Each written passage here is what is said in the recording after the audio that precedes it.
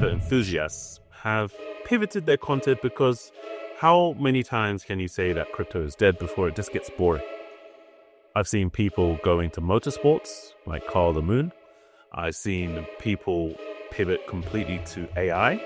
I've seen a lot of different things. I feel like we're actually probably one of the few people that are consistently and still talking about crypto on a weekly basis. But really, can I see anything flipping ETH? I can't imagine it being XRP. And what, XRP is still number 2? I reckon, yeah. Never. I reckon there's a great chance. Never. XRP would never. But hold on. It's his fault, bro. If you're the bot builder, would you return the money? I ain't returning. The content presented in this podcast is intended for informational and educational purposes only. It should not be considered as financial advice, and listeners are encouraged to conduct their own research or consult with a qualified professional before making any investment decisions. Crypto flip. In this week's episode, I really want to understand, and I'm sure you do too, whether crypto is actually not just dead, but like dead forever. Because there's a few concerning things that I think we should probably get into. We'll also be discussing whether DeFi is actually broken and not ready for the mainstream as one user loses a lot of money. We'll also be talking about whether Ethereum will be flipped. Now, this isn't something new, but data from Polymarket suggests that there's a 57% chance that that might happen. So we'll get into that. And finally, I want to hear from the panel whether it's harder to sell the all-time high or buy the dip. All that and a lot more on this week's episode of Crypto Flip. And if you're new here, don't forget to like, comment, subscribe, and hype if you're watching on YouTube. And if you're listening on audio platforms, don't forget to leave a review because it helps us create new episodes. And if it's your first time listening, we are a group of individual investors who like investing and trading in the crypto market and sharing our thesis, analysis, and thoughts on the market so you don't have to. So we're almost at $74,000 in the midst of two major wars, and Bitcoin is actually holding up a lot better than I thought it would.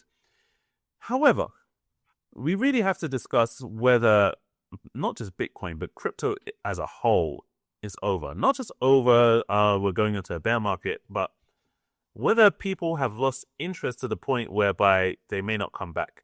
And what really got my mind ticking on this was actually a video by Sajad on YouTube and then my own observations. Now, what I've started to observe is that a lot of the major crypto enthusiasts have pivoted their content because how many times can you say that crypto is dead before it just gets boring? I've seen people go into motorsports like Carl the Moon. I've seen people pivot completely to AI. I've seen a lot of different things. I feel like we're actually probably one of the few people that are consistently and still talking about crypto on a weekly basis. So are people just, doing the tourist thing and just pivoting because that's where the interest is, and for them to obviously keep their bags up, they are just talking about these other subjects and they'll come back if crypto goes back up? Or are we seeing a fundamental shift in retail and, people aren't really thinking or curious about coming back into crypto? What do you think? The first thing to think about is the guys that speak about crypto online get paid to speak about crypto online. And when it gets to a point where, brands aren't reaching out, meme coins aren't reaching out, they start to think, what do I do next? Then they see the shiny tokens, well, the coins actually, not token. They see the next shiny thing and they're like, AI companies are shilling away millions, getting people to talk about AI. Or, in the instance of motorsport, that could just be a general interest. But I'm not even going to lie. I think I fully hear what you're saying. As you said it, felt like a stake going through my chest because I'm like, yeah, I also post less on my personal channels. Kind of feel like I don't want to say the same thing again and again. We're waiting until October. October is the time where we'll probably see the market hitting its lowest and where it's up from there. But I think people are just like, I want to keep my audience engaged. I think right now is a worse time to be listening to people that were speaking about crypto hype last year or the year before. Because if they are talking about crypto now, they are 100% paid to talk about that crypto. It's not even like an interest thing. They were 100% paid to show that meme coin. And if they're not showing that meme coin, then they're 100% paid to talk about this exchange that currently has low volumes, that's trying to engage with their customers and get like a new audience. Because I've had bare exchanges reach out to me. Hey, can you get people to trade on our platform? We'll give you X, Y, and Z. So realistically, now is just the worst time to listen to people that are talking different from how they were talking. And the reason why I love jumping on the pod is because market high, market low, no news, even with loads of news, like we're still here every week and we're just giving how we see the market. And if nothing has changed, something's always changed. So we always have something to talk about. But yeah, I think generally over the last few months, there's been no like top hard hitting thing that's going to like drive people to your content. And as you can tell, we're more focused on just getting the message out there as opposed to, getting the most viral thing.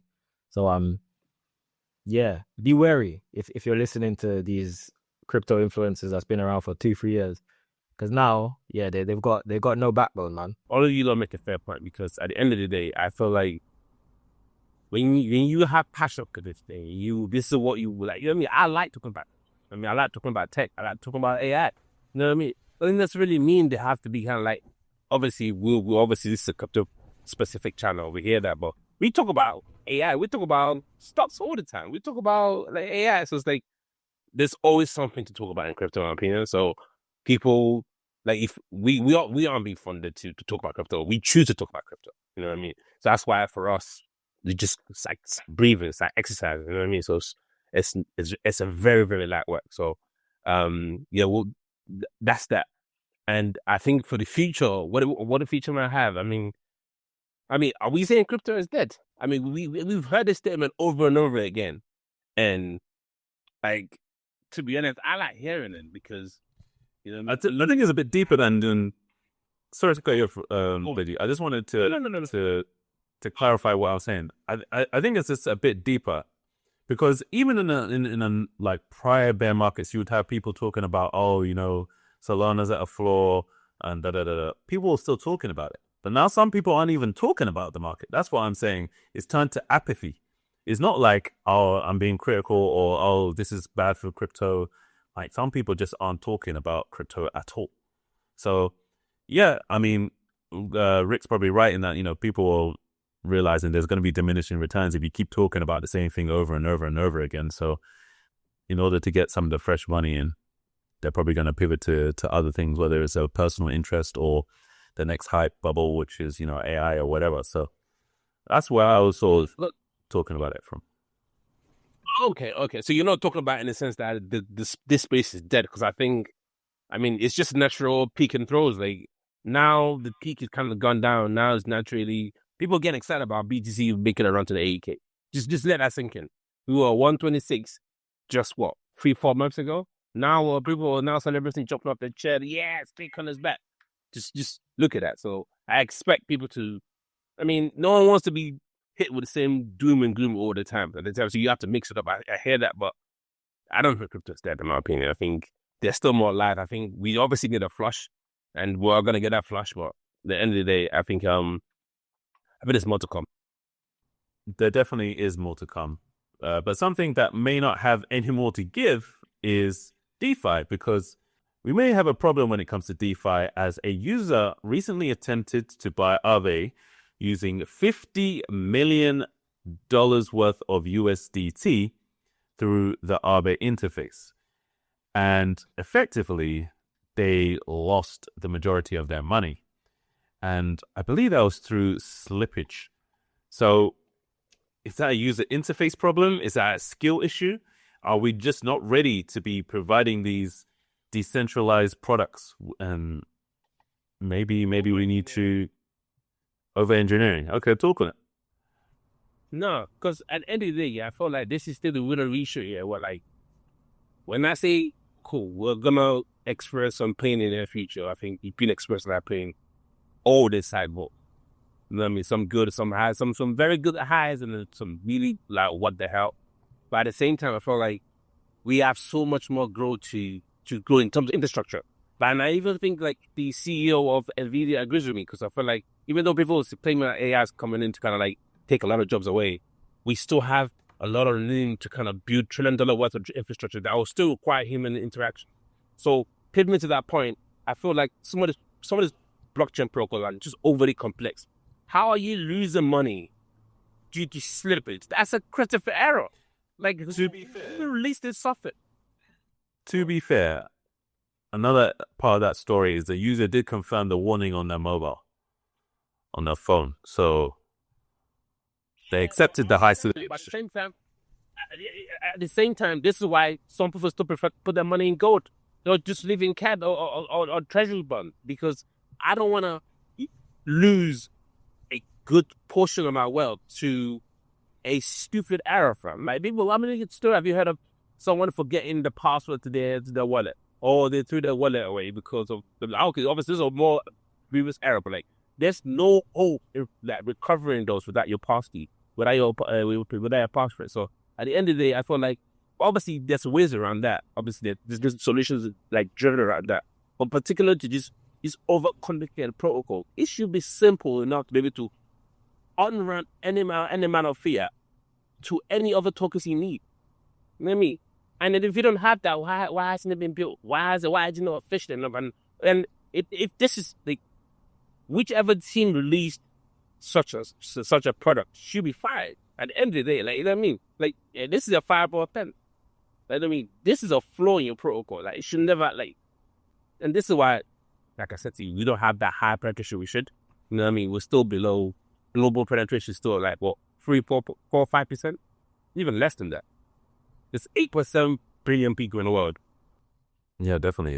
It marks a big opportunity. But yeah, I think when designers start coming into the game and we start thinking about UX first, I think that will be like the step change, as opposed to, you know, when devs are designing everything just for functionality. But yeah, what do you think? Bro, designers have been in crypto for a while and they have done nothing really.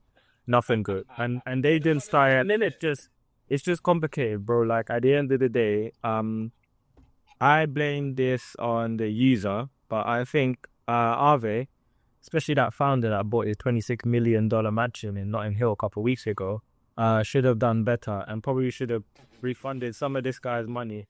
Reason they did, bro. They did. They refunded the $600K in fees, so you got 600 bags back. Yeah, bro, that's bullshit, bruv. Return $600K in fees. That's bullshit. That's bullshit. How much did he lose then? How much did he lose? Well, He can make what? So he put in 50 mil. 100 and 4. Yeah, it's like 640. So he lost like, yeah. He lost With 2 mil. Over 40, probably. Listen, I lost 49 mil. You'll give me 600K back. Here's the thing. All right, here's what I say is user error. How many times, yeah, have you, man, especially in the whole meme coin debauchery, decided to jump into a meme coin and you're looking at the slippage and you're hesitant to make it slip 20-30%? This Don would have said, I am happy for a 99% slip constantly, like on your mobile phone as well. How rich is Don, man, to say, I'm going to jump on my... Bro, you could even go on a laptop. I don't think for 50 mil. For 50 mil, bruv, yeah? Like, a 50 mil transaction. It's anyone I know, bro, called me up and said, can you do a 50 mil transaction? I'm like, yeah, cool. Do you mind running me 1%? Bro, I'm getting all of the laptops in my vicinity, bro, in my whole road, yeah? And I'm making sure that this thing is properly, meticulously done and checked. How is Don going to do this on his phone and accept multiple slippage warnings? And I'm looking at the tweet that the founder of Aave put out. The Don accepted not 1, not 2, but multiple slippage warnings, bro, on his mobile phone, and said, yeah, 50 mil, yeah. Just get me the, what was it? Some ETH derivative. Get me the Aave, the AETH. Bro, it's your fault. It's your fault. And the reason why I think Aave's founder should, like, yeah, it's his fault for sure. But I think Aave's founder should have said, yo, we can do more than return them the 600K in fees. But I get it, because Aave made fees on the transaction. But at the same time, they didn't pocket the 49 mil.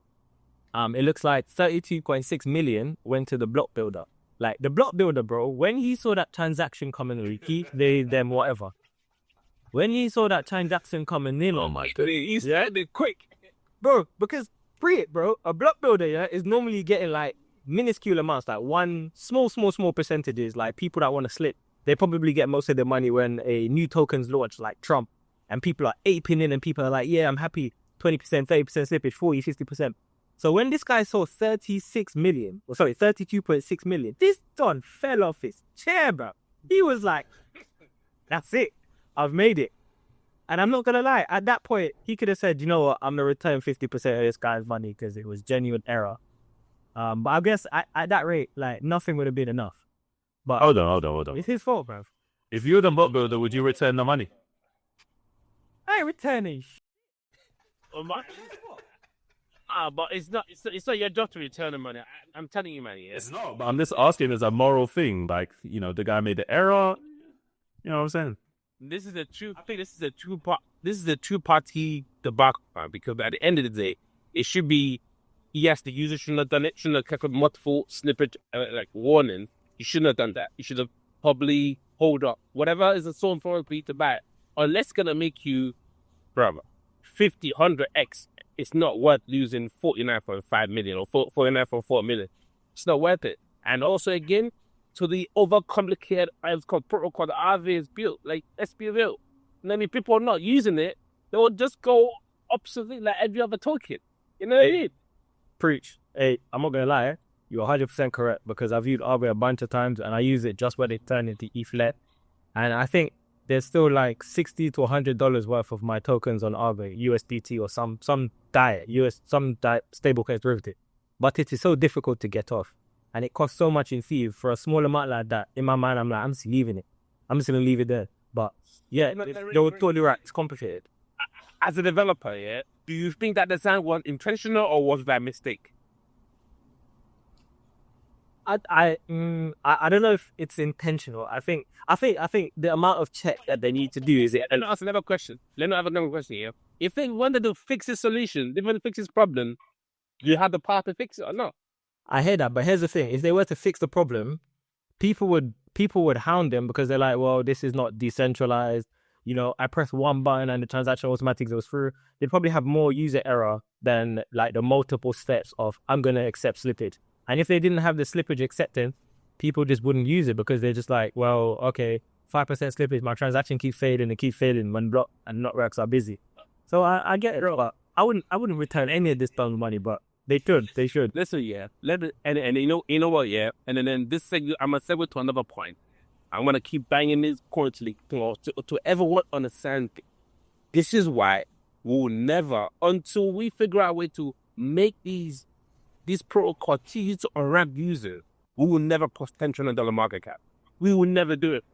You know what I mean? There's just not enough penetration. Man, I mean, what you just said, you probably convinced several users not to use RVA again. Because you can't get all your money out once you get your money in. It's easy to put all the money in, but it's not easy to get your money out. You know what I mean? And when you make a mistake, they're all like, hey, here's 600K out of, what's that? It's just, you know what I mean? People are, bro, we still live in an area, yes, we have that kind of stuff, other hot technology, but people are still struggling to log into mobile banking. Just set up their mobile banking. Now you're telling me to set up my wallet, and then I go swap, and then bridge, then they have to worry about slippage warnings. That's just too much complicated steps. This is. I hear it. No, it's true. But it presents an opportunity, though, because the person or the company that solves that's going to be rolling in money, man. Absolutely rolling in money. But yeah, that's something that we will have to explore shortly. I actually saw that Hyperliquid is now working on off-ramping, which I thought was interesting.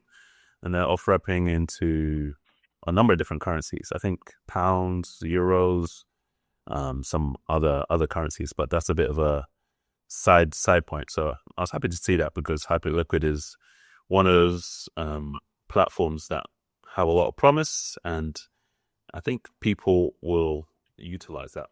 But something that people may not utilize in the near future is Ethereum, because a recent analysis on Polymarket shows that it has a 57% chance of being flipped. Now, I know we've talked about Ethereum being flipped in the past, in previous cycles, even at the beginning of this cycle, and it hasn't happened. And it's only happened briefly in prior cycles. However, long term, do you think this is plausible? And if so, by which chain? Or which token? All right. So, can I see ETH being flipped? So we've spoken about Polymarket. Here's where my mind gets a bit fuzzy.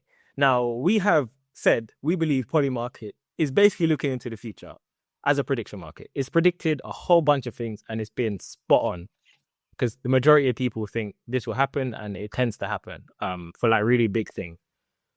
But when it's 57%, in my mind, that's not statistically significant enough for me to say, yeah, I think this is definitely a thing. And also the type of people that are on Polymarket betting either way are your Solana maxis. And in their mind, they are definitely thinking something is going to flip ETH.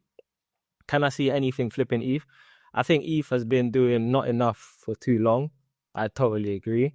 But really, can I see anything flipping ETH? I can't imagine it being XRP. And what, XRP is still number 2? I reckon there's a greater chance. Never. XRP would never.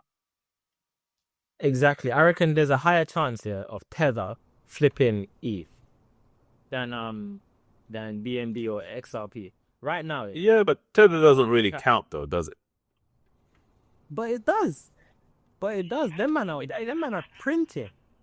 You know what? Yeah, I know what. Yeah. You both make an excellent point. We shouldn't. I think we have to go non-stable for this debate. But I feel like Canada is obviously run by a bunch of smart individuals, and I feel like at the end of the day they are making good like innovation. But I think let's put that to the side because that's almost like I think there's a high probability of that happening. Definitely. You know what I mean? So, but in non-stables, what do you think? I'm looking at right now. Yeah, ETH is at 274 billion in market cap. The next token that isn't a stable coin is BNB. BNB is at $92 billion. So BNB would have to do a 2.5x from where it is now, or actually a 3x from where it is now, to get to ETH value in terms of market cap. And BNB is at $677. So let's call it $700. So a 3x from here, bro, is BNB at basically $2,100. If BNB makes it that far ahead, then it deserves the second spot. You know what I mean? But can you imagine BNB doing a 3x from here, assuming ETH stays in the same place? I was going to say that's the assumption. Yeah. Could you see that happening? I don't know if I can see that happening. XRP is similar, 90 million. So this also needs like a 3x. But a 3x for XRP doesn't sound as preposterous because 3x from where it is now is $4.50, which I mean we've all seen XRP do some reasonable things. $4.50 doesn't sound. You could say the same for BNB though. What, 2100? No, what I'm saying is like BNB has done all-time high, not just in this bull market, but in previous ones. So to imagine it doing a 2-3x it's not really implausible. Yeah, BNB the GOAT, but 2100. Yeah, in raw numbers they look higher. What else going on in the market? 2100 is like 2x times their previous all-time high, which isn't that crazy. Yeah, I don't know if I can see anything flipping ETH. And maybe if you want to throw some like random thing from like way down the list, like I don't know if you could imagine like a Hyperliquid or like Sui or something like that crossing ETH. I can't know. So, but yeah, that's just me. What do you reckon? I reckon it's had its time at top 2 though. Something needs to kick out, and I reckon stables are close. You know what? Yeah, I'll tell you, man. Right? I feel like easy answer. Like I think the easiest answer is Solana. You know what I mean? Like, it's probably the next in line if there was a situation where like the Ethereum chain plateaus and then Solana gets the explosion, and then I'm not saying it will, but at the end of the day, I feel like you told me, cool, here's $1 million. How much were you willing to bet that Solana flips the Ethereum? I'll only bet on the cake maxed. And even that, I think is a bit too much. But I think because of the odds, like, you guys know how much time I put it on before. I feel like for this to happen, it will take a significant shift in the, obviously in like the personnel that kind of run the Ethereum Foundation and then the Ethereum chain. I feel like this year, like, let's say Vitalik leaves for whatever reason, or he's unwell, or God forbid, or he's a situation where like, you know, that's where crypto wants to do his own thing. Like, because it happens all the time. Like, there's always that show where like an individual, especially developers, get to like a boiling point where like you had enough, want to do something else, want to start a new project from them. It's just, you know what I mean? I think that's one of the most common protocol killers in this space. I look at, for example, Polygon. I mean, they had a rebrand from Matic. They had a really great got bull run, and then when there was bear market, they had agreements. Then founders went their separate ways, and then the token failed to make Arcanum and Cypher. So I feel like easiest answer is Solana for obvious reasons. I feel it's already got. If you're removing stable coins and just doing comparison, like pound per pound chain comparison, then it's obviously Ethereum, then Solana. So I feel like when anything happens where like Ethereum kind of plateaus or they start having problems or Vitalik steps away for whatever reason, I think Solana will probably be the easy favorite money. But I'll give you guys another bonus one. I felt like if you're talking to me about a dark horse, if there one day, maybe a decade from now or 5 years from now, I will put my money on Hyperliquid to do that. So that will be my dark horse. Yeah, I think Hyperliquid has a chance. I think BNB has a chance. To be honest, I don't think Solana would do it. Yeah, I think those two. I think those. It will be if they happen. Let's just say update it happens, and then stuff this happens with the Ethereum. I think the favorite, if it was like an odd sheet, Ethereum would be the favorite to split. Then it will be BNB will be a close second, and then everything else. So I think those two will probably be the next one to kind of flip. Well, it will not be easy. Even if the Titanic such a way, it will not be easy because there's so many Ethereum whales out there, not as much as Bitcoin whales out there. No, it definitely would be hard. And we also have to figure out what's harder. A fun little question. What's harder, buying the dip or selling the all-time high? So I wanna know your perspective. Bro, they're both hard, man. You should have things in place to just automatically do things for you. But buying the dip, man, takes a special type of everyone hates the market right now. Is this crypto thing done? I heard Michael say they got shot. Oh man, I heard Vitalik's got a girlfriend. The market's finished. I think that negative news, being able to buy it there is quite difficult.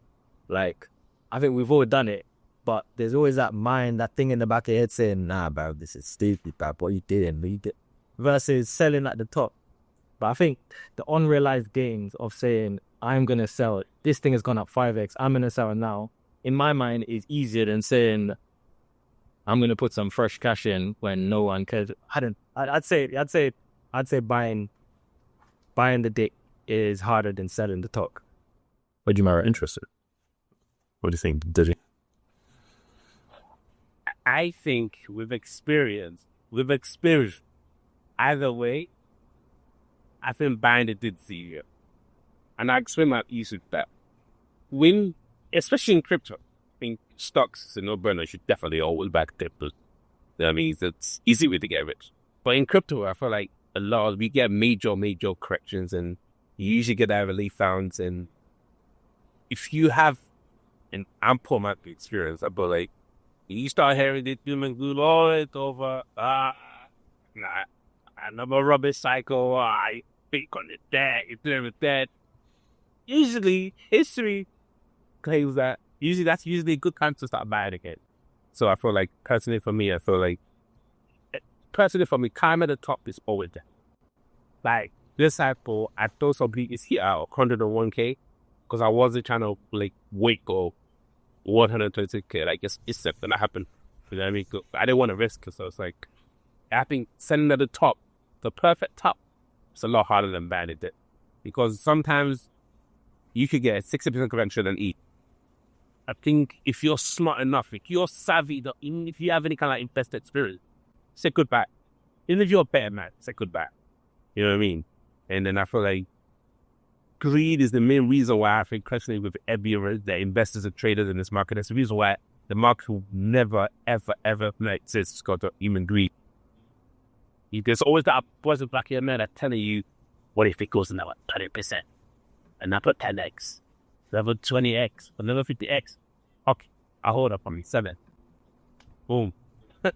Give money back from the market. So I feel like it's a lot harder. Climb the top than the bad at it. Yeah, I think for me, I've always have found it harder to sell the top than to buy the bottom. Buy the bottom is, I wouldn't say easy, but easier. A lot easier because, I don't know, maybe I'm naturally contrarian at heart, but like when people are panicking, like for example, when Solana was down bad, I'd say I'd faith it. I didn't know that it was going to do what it did, but I didn't think it was over. And that seemed pretty obvious to me at the time. But like, there's been times where it's like you're at the top and it feels so euphoric. It's like, raw, this has done X amount, and okay, I'll wait for another X amount. That doesn't come, crashes, and then you look back and say it was so obvious, there was these signs, but in the moment, because it's so euphoric and yeah, it's just difficult. But I mean, either way, you shouldn't really try and time the top or the bottom. You should be DCing up and DCing down to get your best entry. But with that being said, we'll see you guys in the next one. Peace.